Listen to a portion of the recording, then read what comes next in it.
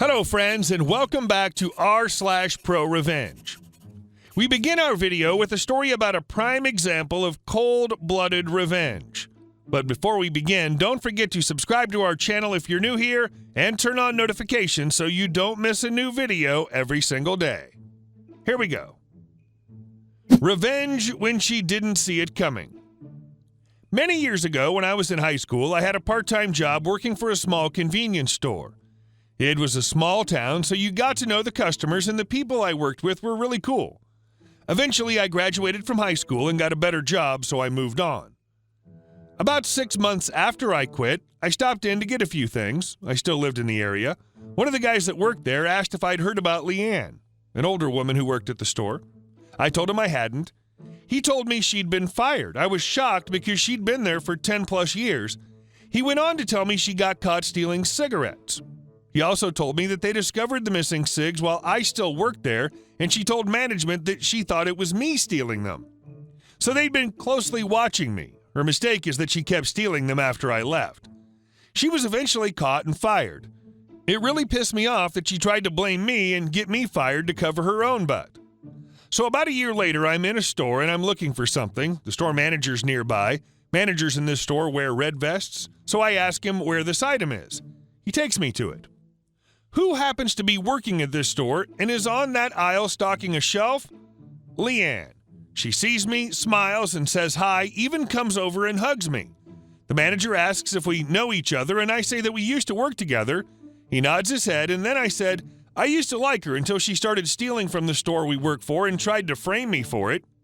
She was dumb enough to keep stealing after I left, so she tried to get me fired, but ended up getting fired herself. When I turned to look at her, she was as white as a ghost and her eyes were really big. I looked at her and said, "It's a small town. You didn't think I'd find out?" With that, I walked away. I saw she and the manager having a pretty heated but quiet conversation as I left. I don't know if they fired her, but I did enjoy my revenge as I walked away. And our second story. Enjoy losing your tenants. The area we live in has changed drastically in the last decade or so. Almost all of our neighbors have pulled down their homes or have constructed apartment buildings. The problem is that the sewer system is quite old and not built to handle the current volume of waste. A Chinese company is as well in the process of constructing a new sewer line, so the old line experiences a lot of blockage. In our home, we have a septic tank. We use the sewer system only as a drain for rainwater. The compound is about halfway up a hill. The upper boundary has a live fence, but the lower side next to the road has a wall. This essentially means that when it rains, water from up the hill can flow into our compound, but has no outlet. The dirt road on the other side of the wall is also poorly built and pools a lot of water next to our wall, so to get rid of rainwater, there's an underground connection from the lowest point in our compound to the sewer line, which runs parallel to the wall on the other side of the road. It's not the most ideal setup, but it's worked for decades. Anyway, the new constructions have overtaxed the existing systems. When there's a blockage, the backflow ends up in our yard since it's the lowest exit. There are about 5 apartment buildings upstream of our connection, each with over 30 units, so the backflow is usually pretty heavy. Most of the time, we react quickly and remove the blockage, but it's a real pain in my butt. To add on to this, the caretakers for the 5 apartment buildings don't do crap to help me.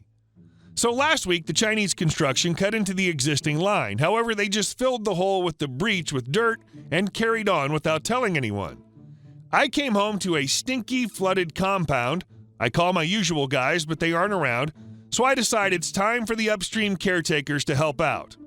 I find 3 of the 5 chilling. I'll be me. They'll be C1, C2, C3. Conversation translated from native language. Me. Hey guys, the sewer line is blocked. I need a hand. C1. Why are you always bothering us with this? It's your problem. Me. It's our problem. We all use this line. You need to contribute to its maintenance. C2. We've moved to the new Chinese system. My building doesn't use the old one anymore. This was a lie. The Chinese construction was being done in stages and it was nowhere near our street. Me. Guys, we're all moving to the new line when it gets here. Just help me out until we can switch. C2, PO'd at being called out. That's not our problem. You handle it however you want. We don't care. Deal with your crap. This really pissed me off since they had no idea how much I did for them. You want me to deal with my crap however I want? Sure thing.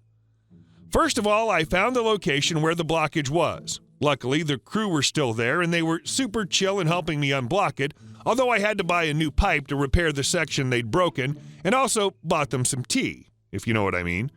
Corruption is a cancer in my country. But I didn't stop there. Motivated by the caretaker's arrogance, I asked some of the guys to help me out the following day. Basically, what we did was remove the connection between our compound and the sewer line. Instead, we leveled the depression in the road right outside our wall to allow rainwater to flow freely down the slope, and we removed a brick from the bottom of the wall to give rainwater an exit from our compound. All I had to do was wait. Yesterday afternoon, the crew working on the Chinese construction caused another blockage on the old line. Again, they didn't tell anyone. They only covered it up with dirt and rocks just like before. By dusk, the 5 apartment buildings started feeling the blockage. The people living on the ground floors, some of them my friends, start to complain. Apartments are getting flooded, sink drains are not working, toilets are not flushing well, showers are flooded with gray water. This evening, almost all the ground floor residents in the 2 closest apartment buildings are moving out. The stench in the houses is unbearable. I just laugh as I help my friends move. The caretakers are too ashamed to ask me for help. They have no idea where the blockage could be since they've never had to fix one before. I'm not about to tell anyone. Update. So just an update. The caretakers moved pretty quick. Turns out they're not bad at their jobs, only needed some motivation.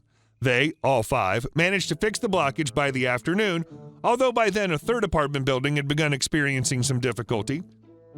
A couple more people moved out, but I think it's mostly due to the smell lingering around the buildings. As I'm writing this, I've just come from looking in on the damage. The caretakers are still cleaning houses, which will cost a pretty penny to fix up. I doubt they'll be habitable for at least a couple of months or so.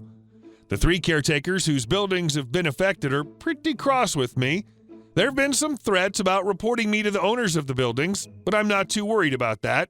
I'm sure the owners will come wondering why they've suddenly been spending lots of money for repairs. But they're friends of the family, people I've known ever since I was a kid when this community was still small, so I'm sure they won't be a problem. In any case, I won't be moving back to the previous system.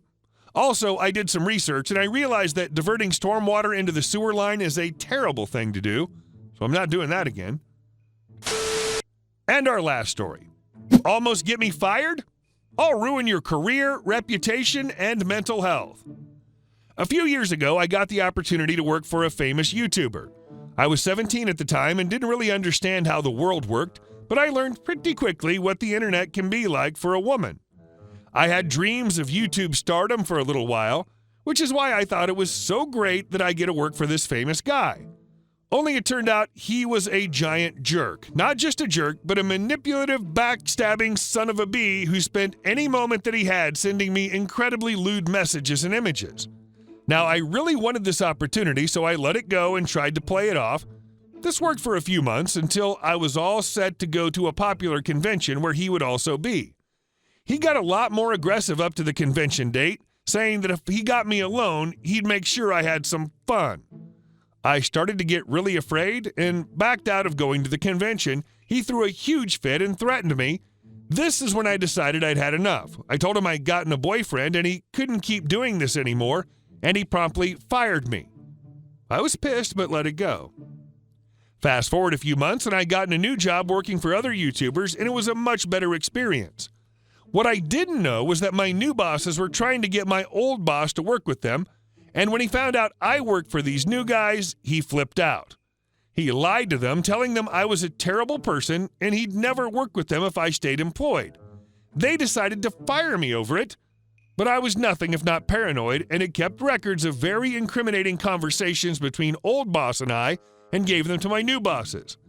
They decided not to fire me after all and didn't make a deal with my old boss. However, I was humiliated from the experience. I was pissed. I needed this job, and this jerk had tried to get me fired. It was time for revenge. The thing I find out about most people is that they'll tell you their life story pretty quick if you seem even remotely interested, and such was the case with my old boss. We got to talking about mistakes one night while I still worked for him, and he told me about how he'd gotten arrested for soliciting an underage girl. A quick Google search confirmed this was true. So I anonymously took this information to some of my old boss's friends who I still knew, and to the perfect person on YouTube capable of spreading it and blowing things out of proportion, and he took the bait and ran with it. He took something that was probably fairly innocent, well, I personally have my doubts, but that's just me, and turned it into the scandal of the century. My old boss was inundated with hate, and his YouTube channel took a nosedive, and with it, so did his mental health. He hasn't made a new video in months, but did make a wonderful one where he looked like he was having a breakdown, and I hope he was. He's an awful person, and I can't say I regret what I did to him, because in the end, I really think he deserved it. Also, the best thing, my new bosses came to me and apologized for trying to fire me after they saw this blow up. It was wonderful. Hey guys, thank you all for watching the video. I'll see you in the next one.